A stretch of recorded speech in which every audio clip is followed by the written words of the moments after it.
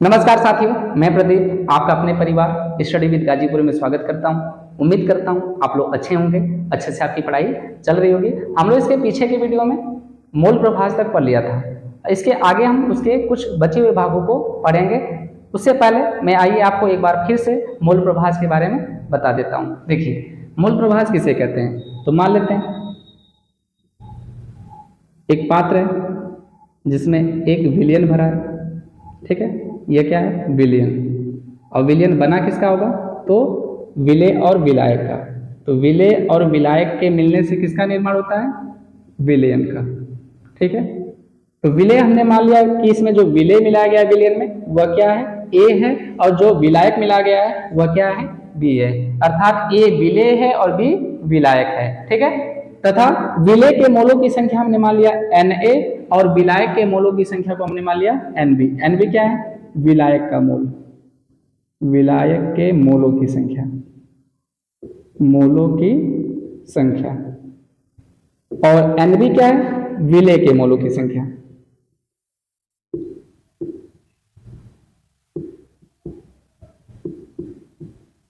विलेय के मोलों की संख्या। तो विलयन के मोलों की संख्या क्या हो जाएगी, विलेय प्लस विलायक, विलेय प्लस विलायक, ठीक है। तो विलयन के मोलों की संख्या बराबर विलेय के मोलों की संख्या, और विलेय के मोलों की संख्या को हमने Na माना है और विलायक के मोलों की संख्या को हमने Nb माना है। तो विलयन के मोलों की संख्या क्या हो जाएगी, Na प्लस Nb हो जाएगी। तो Na प्लस Nb क्या है, विलयन के मोलों की संख्या, विलयन के मोलों की संख्या, ठीक है। तो मोल प्रभाज की परिभाषा क्या कहती है, सुनिए ध्यान से। पहले क्या बताना आपको, कैसे इसको लिखना है, ये सारी चीजें आप सुनेंगे ध्यान से, फिर इसके बाद मैं लिख भी दूंगा यहाँ पर, ठीक है। तो देखिए, यह विलेय हो गया और यह क्या हो गया, विलायक। और ये स्थित कहाँ है, विलयन में। तो विलयन में उपस्थित विलेय या विलायक के मोलों की संख्या तथा विलयन के कुल मोलों की संख्या का अनुपात मूल प्रभाज कहलाता है, ठीक है। विलेय और विलायक कहाँ उपस्थित है, विलयन में। तो किसी विलयन में उपस्थित विलेय या विलायक के मोलों की संख्या तथा विलयन में उपस्थित कुल मोलों की संख्या का अनुपात मूल प्रभाज कहलाता है, ठीक है। मैं लिख देता हूं उसमें, विलेय या विलायक के मोलों की संख्या तथा विलयन के कुल मोलों की संख्या का अनुपात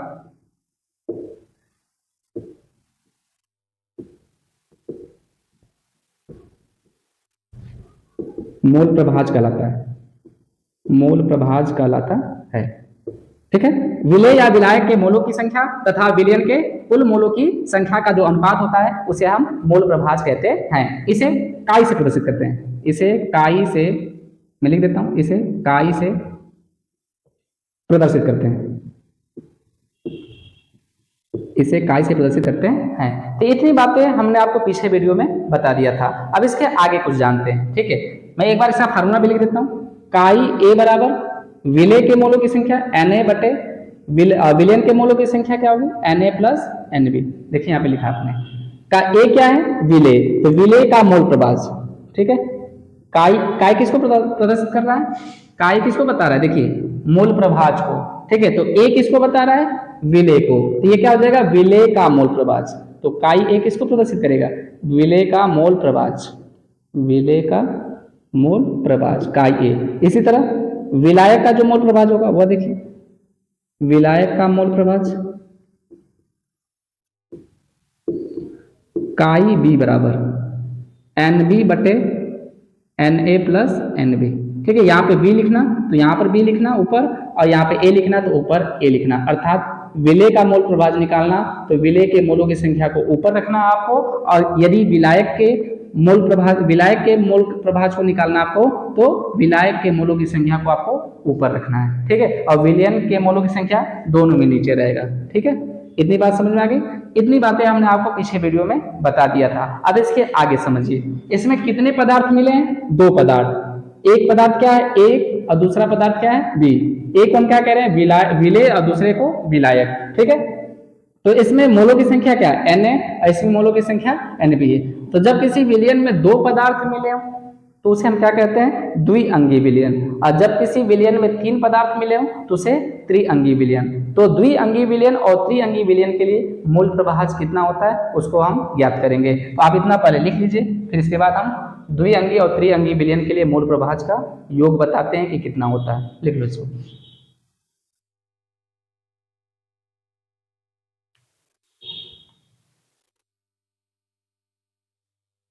अब चलिए इसमें द्विअंगी और त्रिअंगी विलयन के लिए मोल प्रभाज क्या होता है उसको हम ज्ञात करते हैं। देखिए कितने पदार्थ मिले इसमें, दो पदार्थ ए और बी, विलेय और विलायक। इसको हम दो पदार्थ मान लेते हैं, एक पदार्थ विलेय हो गया, दूसरा पदार्थ विलायक हो गया। तो जब दो पदार्थ किसी विलयन में मिले हो तो ऐसे विलयन को हम द्विअंगी विलयन कहते हैं। क्या कहते हैं, द्विअंगी विलयन। और द्विअंगी विलयन के लिए मोल प्रभाज क्या होगा, तो देखिए chi a plus chi B, ठीक है। तो द्विअंगी विलयन के लिए मोल प्रभाज का जो योग होता है वह किसके बराबर होता है, इसी को हम ज्ञात करते हैं। देखिए काई ए क्या है, विलेय का मोल प्रभाज, और काई बी विलायक का मोल प्रभाज। तो हमने यहाँ पर निकाला, देखिए काई ए का मान क्या है, एन ए बटे के N A plus N B plus, ठीक, काई बी का मान आप यहां से रख दीजिए, क्या होगा, देखिए एन बी बटे N A plus N B. हमने काई बी का मान यहां से रख दिया। अब देखिए इन दोनों का बेस समान है, ठीक है, तो इसलिए हम इसके अंश को क्या कर देंगे, आपस में जोड़ देंगे। जैसे आपने पढ़ा होगा एक बटे दो धन एक बटा दो, ठीक है। तो क्या जब बेस समान होता है तो एक को एक से जोड़ देते हैं ना इस तरह, तो दो बटे दो हो जाता है, इसे कट कर कितना आ जाता है, एक आ जाता है। सेम इसी प्रकार इसको आप जोड़ दीजिए, तो N A plus N B हो जाएगा ऊपर, और नीचे क्या होगा, N A plus N B. इसको जोड़ के काट दीजिए, कितना आ जाएगा, एक। तो काई ए प्लस काई बी बराबर कितना होगा, एक के। तो द्विअंगी विलयन के लिए जो मूल प्रभाज विलेय और विलाय के जो मूल प्रभाज का योग होता है वह सदैव एक के बराबर होता है। अब इसको हमेशा याद रखिएगा कि जो विलेय और विलाय के योग का, विलेय और विलाय के मूल प्रभाज का जो योग होगा वह सदैव एक के बराबर होता है, ठीक है। इसी तरह हम त्रिअंगी विलयन के लिए निकाल लेते हैं।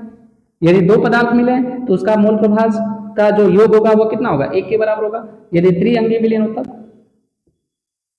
त्रिअंगी विलयन के लिए,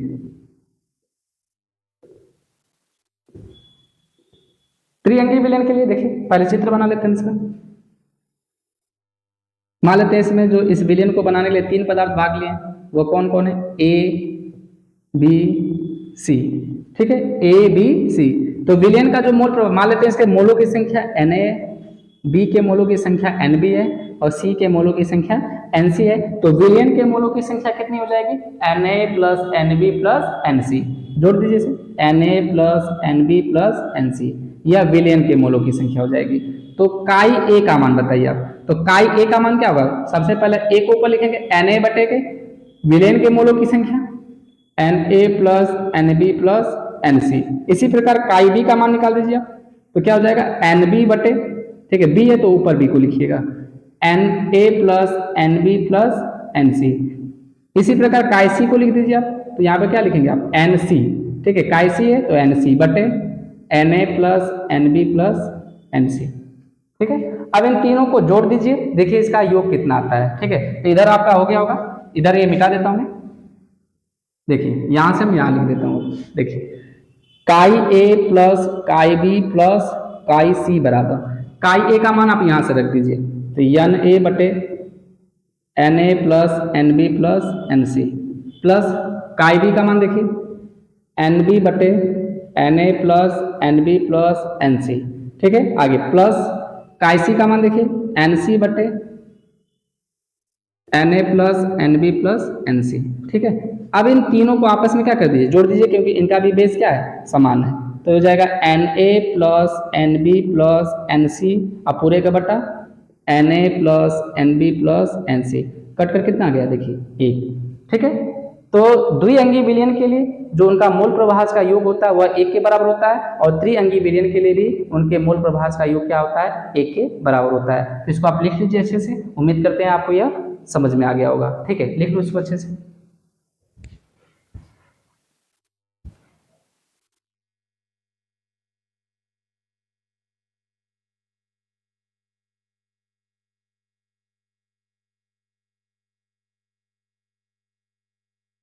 चलिए अब इसके कुछ न्यूमेरिकल को भी देख लेते हैं, मोल प्रभाज पर सवाल कैसे बनते हैं। ठीक है, देखिए एक मिश्रण में A के 0.3 मोल तथा B के 0.5 मोल में उपस्थित है, A व B के मोल भिन्न ज्ञात करो।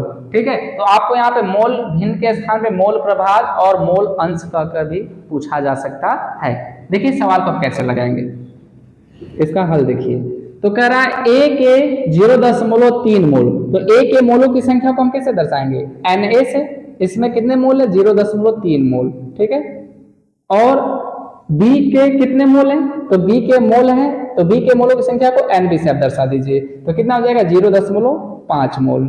ठीक है, तो A व B के मोल भिन्न ज्ञात करना है, तो काई A का मान और काई B का मान आपसे पूछ रहा है। ठीक है, A और B के मोल भिन्न को आप कैसे दर्शाएंगे, काई A से और काई B से। ठीक है, तो देखिए इसको आप लिखेंगे क्या, काई A बराबर Na बटे Na प्लस NB।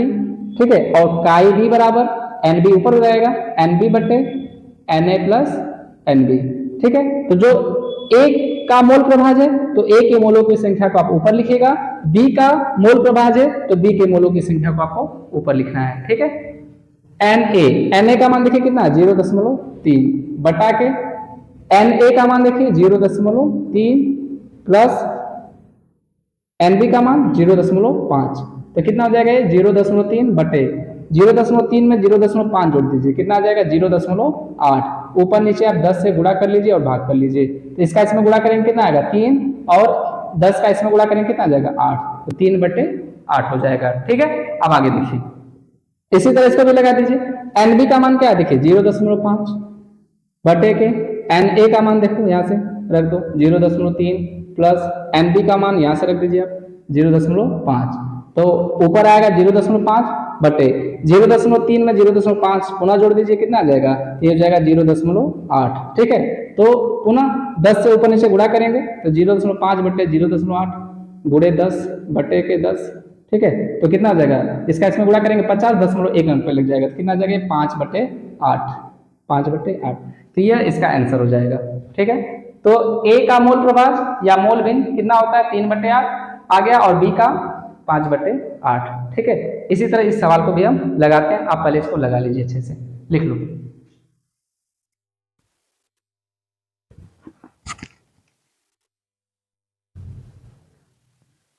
चलिए अब इसके दूसरे सवाल को भी हम लगा लेते हैं। देखिए दूसरे सवाल को कैसे लगाएंगे,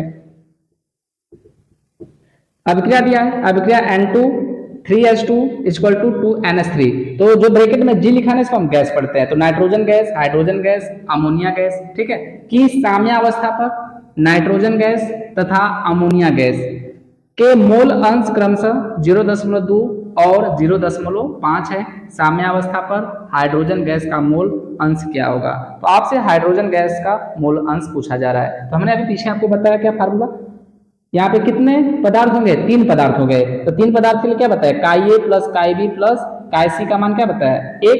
तो पहला जो टर्म है, पहला क्या है N2 है, तो इसको आप A की तरह मान लीजिए, तो A के स्थान पे क्या लिख दीजिए N2, तो काई N2 प्लस काई B के स्थान पे आप NH3 को लिख दीजिए, तो ये क्या हो जाएगा यहाँ पे NH3 प्लस काई C के स्थान पे आप हाइड्रोजन को लिख दीजिए, तो H2 हो जाएगा, बराबर इसका मान कितने के बराबर 1 के बराबर। तो काई N2 का मान आपको दिया, देखिए काई N2 का मान 0.2, तो आप 0.2 रख दीजिए, प्लस काई NH3 का मान यहाँ से आप रख दीजिए, कितना आ जाएगा 0.5, और काई H2 का मान पूछा है, हाइड्रोजन का मोल प्रभाज आपसे पूछा है, बराबर कितना हो जाएगा 1 हो जाएगा। आगे देखिए 0.2 में 0.5 आप जोड़ दीजिए, तो कितना आएगा 0.7 प्लस काई H2 बराबर कितना हो जाएगा 1।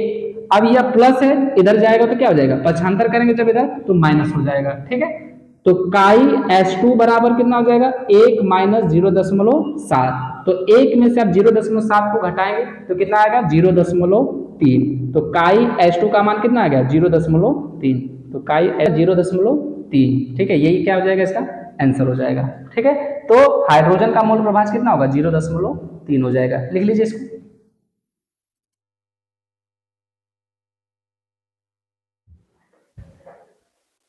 चलिए अब इसके तीसरे सवाल को हम देखते हैं। देखिए तीसरा सवाल क्या है, यह उस सवालों से थोड़ा सा अलग है। क्या कहा सवाल देखिए, 36 ग्राम जल, 46 ग्राम एथिल एल्कोहल तथा 32 ग्राम मेथिल एल्कोहल मिलाकर एक मिश्रण बनाया गया, विलयन में प्रत्येक का मूल अंश कितना है। ठीक है, इसमें जल का, एथिल अल्कोहल का और मेथिल अल्कोहल का, इन सब का आपको अलग अलग मोल अंश पूछाया। ठीक है, देखिए कैसे लगाएंगे।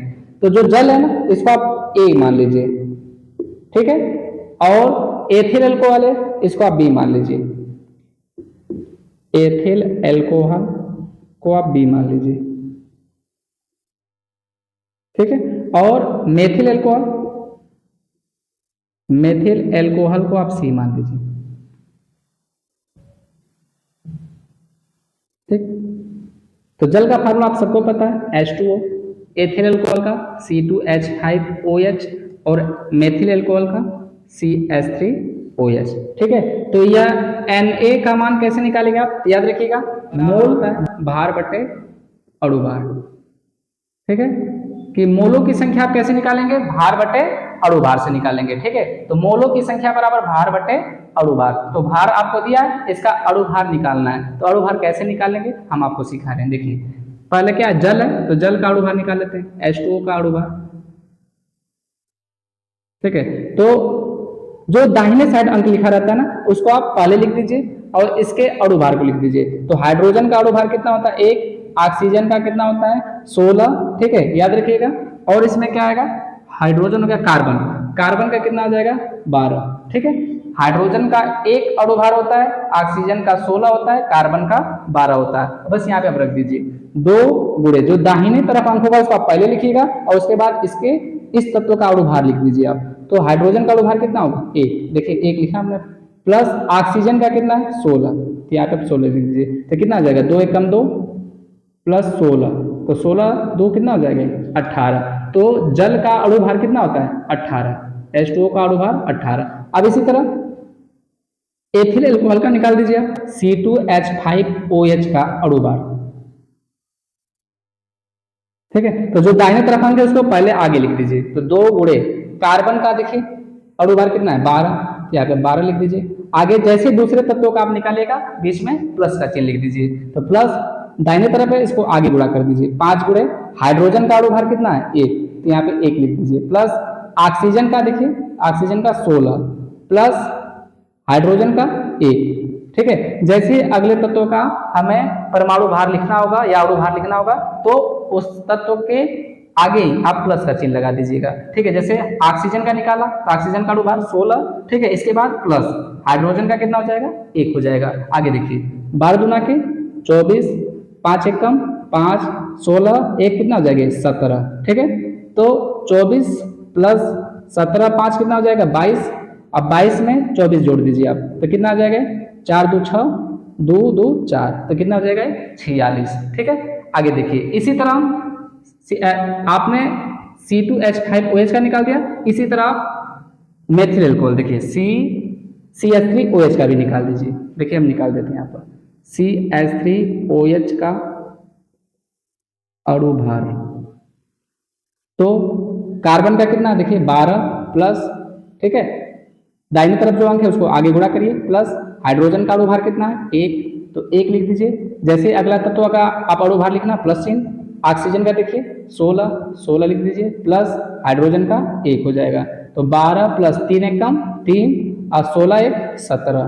ठीक है, तो 12 3 कितना होगा 15 प्लस 17 7 5 12। ठीक है, 1 1 2 और 1 3 हो जाएगा। तो CH3OH का अणु भार कितना आ जाएगा 32 हो जाएगा, और एथिल अल्कोहल का 46 और जल का कितना हो जाएगा 18। तो Na बराबर क्या होगा भार बटे अणु भार। ठीक है, तो भार कितना Na का, A का देखिए भार दिया कितना 36 ग्राम, तो 36 बटे इसका अणु भार निकाला, जल का अणु भार यहाँ से आप रख दीजिए, कितना निकाला 18, काट दीजिए 18 दूना के 36 हो जाएगा। इसी तरह एथिल अल्कोहल का निकालिए, इसको Nb माना आपने, तो Nb बराबर भार बटे अणु भार। तो भार इसका कितना दिया देखिए यहाँ पे 46 ग्राम, तो 46 बटे, ठीक है, अणु भार कितना निकाला आपने इसका 46, तो 46 से 46 कट गया, कितना आ जाएगा 1। इसी तरह CH3OH का निकाल दीजिए, इसे आपने क्या माना C, तो Nc बराबर भार बटे अणु भार। ठीक है, तो इसका भार देखिए कितना दिया 32 ग्राम, तो आप लिख दीजिए 32 अब बटे इसका देखिए अणु भार कितना है 32, तो यहाँ पे 32 रख दीजिए। तो 32 से 32 कट जाएगा, कितना हो जाएगा 1 हो जाएगा। तो Na का मान 2 आ गया, Nb का मान 1 आ गया और Nc का मान कितना आ जाएगा 1 आ जाएगा। तो हम पहले किसका निकाल लेते हैं H2O का। तो H2O का मोल प्रभाज, ठीक है। तो H2O के मोल प्रभाज को किससे दर्शाएंगे काई ए, क्योंकि इसको हमने क्या माना है ए माना है, ठीक है। तो काई ए बराबर Na बटे, तो विलियन जब आपस में तीनों को मिलाएंगे तो क्या बनेगा Na plus Nb plus Nc, तभी तो टोटल विलियन बनेगा जब Na Nb और Nc को आप जोड़ देंगे, ठीक है। तो Na plus Nb plus Nc, तो Na का मान आपने निकाला, देखिए कितना है 2 बटे के Na का मान 2 हो जाएगा, प्लस Nb का मान आप यहाँ से रख दीजिए कितना है 1, प्लस Nc का मान आप यहाँ से रख दो कितना है 1, तो यहाँ पे 1 रख दो तो कितना आ जाएगा 2 बटे के 2 1 3 1 4, तो 2 बटे 4 काट दीजिए कितना आ जाएगा 1 बटे 2। तो H2O का मोल प्रभाज कितना हो जाएगा 1 बटे 2, या इसी मोल प्रभाज को आप मोल अंश कहिएगा, ठीक है। वहाँ पे मोल अंश का तो मोल प्रभाज, मोल अंश और मोल भी इन्हीं को कहते हैं, ठीक है। आगे देखिए काई बी का मतलब एथिल एल्कोहल का मोल प्रभाज, इसे हमने क्या माना है बी। तो काई बी बराबर क्या होगा Nb बटे Na plus Nb plus Nc। तो Nb का मान देखिए क्या निकाला हमने, Nb बराबर 1, तो यहाँ पे आप 1 रख दीजिए बटे Na का मान 2 प्लस Nb का मान 1 और प्लस Nc का मान 1, ठीक है। या चाहो तो आप डायरेक्टली 4 भी रख सकते हो यहाँ पर, तो कितना हो जाएगा 1 बटे के 2 1 3 1 4, 1 बटे 4, तो यह एथिल एल्कोहल का मोल अंश आ गया, ठीक है। इसी प्रकार काईसी निकाल दीजिए अब, काईसी बराबर Nc बटे Na plus Nb plus Nc, तो Nc का मान कितना है 1, ठीक है। अब बटे कितना आ जाएगा 4, देखिए इसका Na plus Nb plus Nc, Na plus Nb plus Nc कितना आ रहा है 4 4 आ रहा है, तो 4 रख दीजिए डायरेक्टली, तो इसका मान कितना आ जाएगा 1 बटे 4, या पूरा लगाना तो पूरा लगा लीजिए। Nc का मान 1 हो जाएगा बटे Na का मान देखिए 2, तो यहाँ से 2 रख दीजिए, प्लस Nb का मान 1 प्लस Nc का मान यहाँ से रख दीजिए, तो 1 बटा 2 1 3 1 4, 1 बटे 4। तो जल का मोल प्रभाज 1 बटे 2, एथिल एल्कोहल का मोल प्रभाज 1 बटे 4 और मेथिल एल्कोहल का मोल प्रभाज कितना आ गया 1 बटे 4। तो यही सवाल का क्या हो जाएगा आंसर हो जाएगा। उम्मीद करते हैं आपको यह सवाल समझ में आ गया होगा। इसके और भी सवालों को हम देखते हैं, लिख लीजिए इसको।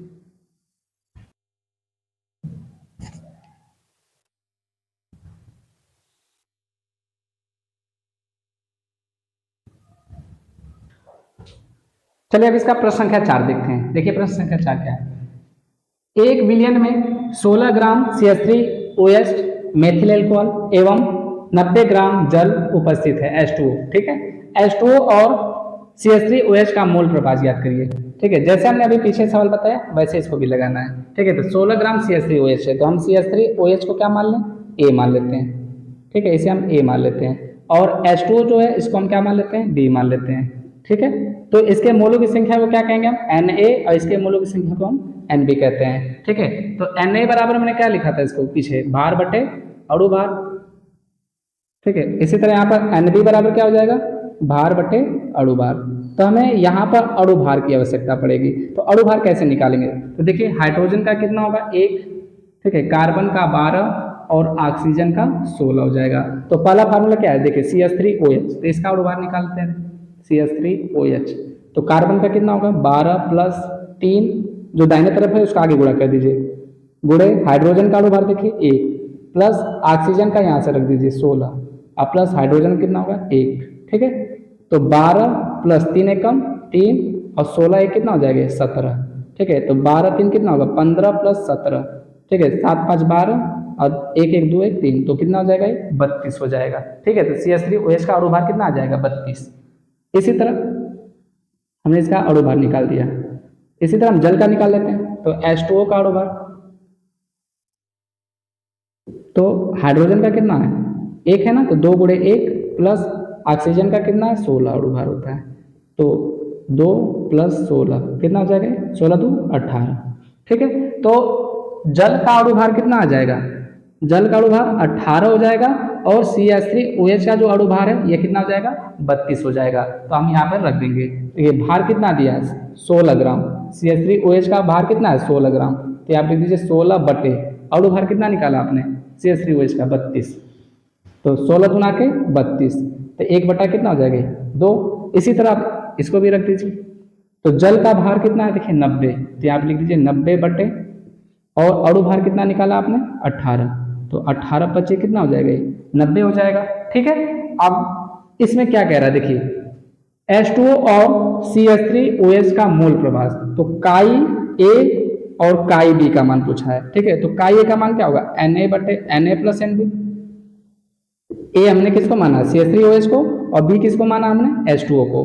तो A का मोल प्रभाव, A के मोलों की संख्या, CH3OH के मोलों की संख्या देखिए कितना निकाला आपने 1/2, तो यहाँ पे रख दीजिए 1/2 बटे Na plus NB, Na plus NB, तो Na का मान 1/2 और प्लस NB का मान कितना है 5 है। ठीक है, तो 1 में 2 का भाग लगाएंगे कितना आएगा 0.5, और 1 में 2 का यहाँ भाग लगाएंगे 0.5 प्लस 5 हो जाएगा, तो ये 0.5, 5 को 0.5 में जोड़ दीजिए कितना आ जाएगा 5.5, तो ये हो जाएगा 5/55, काट देंगे कितना आ जाएगा 1/11 हो जाएगा। ठीक है, इसी तरह हम काई बी को भी निकाल लेते हैं। तो काई बी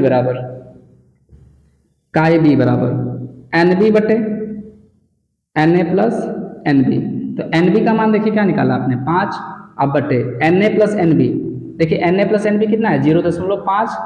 ठीक है, 1 में 2 का भाग लगाएंगे 0.5 प्लस 5, तो 5 बटे, इसको जोड़ दीजिए कितना आ जाएगा 5.5, तो यह जाएगा 5 बटे के 5.5 है, ऊपर नीचे आप 10 से गुणा कर लीजिए और भाग कर लीजिए।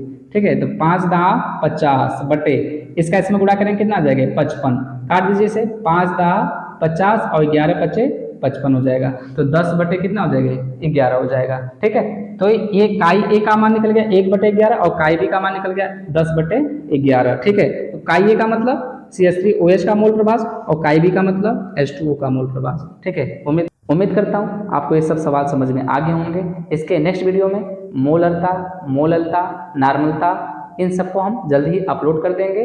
मिलते हैं आपको नेक्स्ट वीडियो में, तब तक के लिए धन्यवाद। लिख लीजिए इसको।